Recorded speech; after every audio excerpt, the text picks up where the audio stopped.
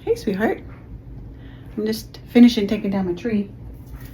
And I was thinking that, I don't know if we've ever really talked about, you know what your ego is, right? You know that everybody has one. But do you know it? It's that voice in the back of your head that keeps you up at night. Yeah, worried about all the stuff you have to do tomorrow, all the conversations throughout your lifetime that didn't go the way you wanted them to. That's a lot of fun. No. It's also the voice that wears you out during the day, right? It just tears you down, and everybody else loves to judge, loves to compare, loves to compete. I want to remind you that if you don't understand what that voice is, you can't tame it. And if you can't tame it, you can't really become all that you were sent here to be. So let's just think about it for a minute.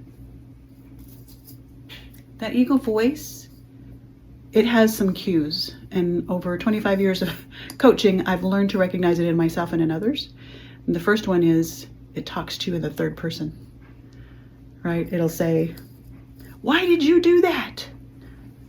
What's wrong with you? They're all gonna laugh at you." It talks to you. So anytime you hear your inner voice in your head saying you, I can almost guarantee that's gonna be your ego. It's also the voice that likes to compare and compete with everybody else.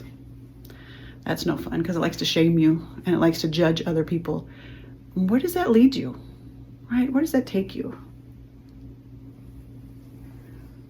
Nowhere good, I promise.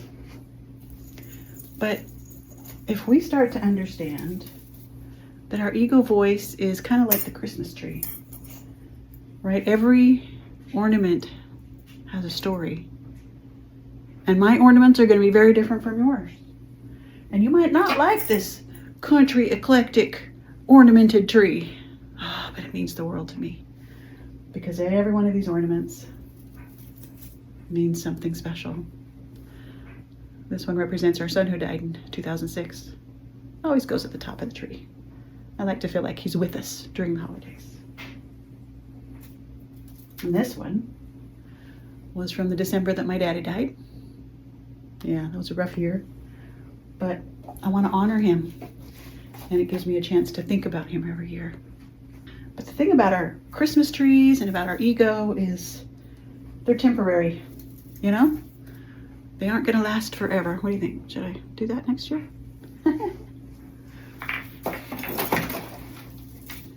They're not real. Even if it's a real tree, it's going to die. Just like your physical being, your ego. Your ego is all the stories. Some that you've inherited, some that you've made up yourself. But the beauty is, when you learn to understand how to tame that ego, you start connecting with your true self.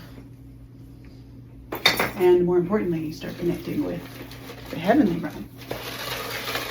Right? We talk a lot about it during the year, but I know for a fact that when I tame my ego and I get quiet, I'm able to connect with heavenly wisdom, with guidance. But here's the thing.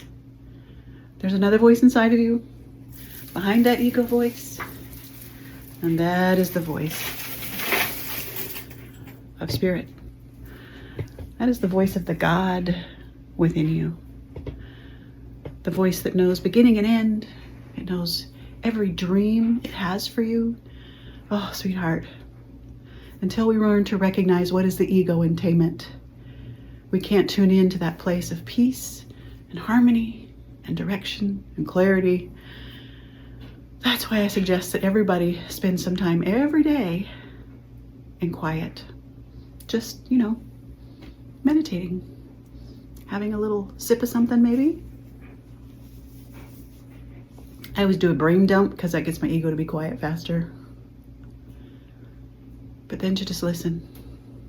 Listen to the spirit. It lives in you. And it's wanting your attention because it has your best interest in mind. It's not going to compare. It's not going to compete. It's certainly not going to condemn you because it is you, right? So my suggestion is take it from Grandma Jan, the ego tamer. If this stirs something in you, I invite you to try a challenge. set the timer on your phone, and for 60 seconds, just 60 seconds, quiet your mind. Think of nothing. And then observe what happens. Because that little rascal, that ego mind, is going to bring up junk. It's going to want you to grab your phone. It's going to want you to stand up and move. It's going to get all agitated and antsy because it's losing its control over you. Well, my goal, my mission, my purpose is to help people recognize the voice, tame the voice, and tune into the voice of God. And to connect with the heavenly realm. That's what we're here to do. We're here to bring the heavenly energy and realm into this world. So, if this speaks to you, like, follow, comment. Remember that I have a YouTube page and I have my Facebook and Instagram. My goal for 2026 is to start really pouring out my heart in helping you find your true authentic self, your real identity, so that you can have peace. Love, love, love you. Bye.